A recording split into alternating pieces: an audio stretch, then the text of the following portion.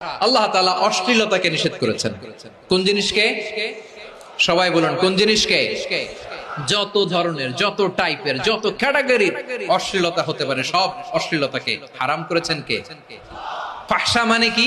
কথায়, কাজে, আচরণে, কমেন্ট, ফেসবুকের কমেন্টসে যত ধরনের নোংরামো আছে, যত ধরনের অশ্লীলতা আছে, এটাকে আরবিতে বলে ফাহশা।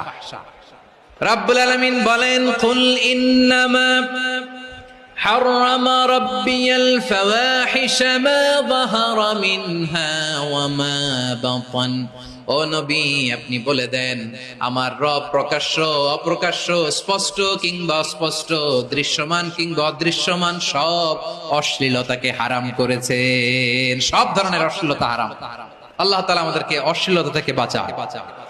এবার বলেন, আমাদের সমাজে অশ্লীলতা আছে না নাই? অশ্লীলতা নানা ভাবে, নানা নামে, নানা মোড়কে আমাদের সমাজে আছে না নাই?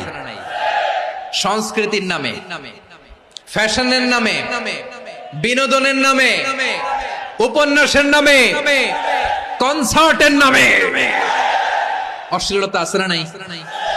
আপনি দেখেছেন কনসার্ট গুলোর অবস্থা?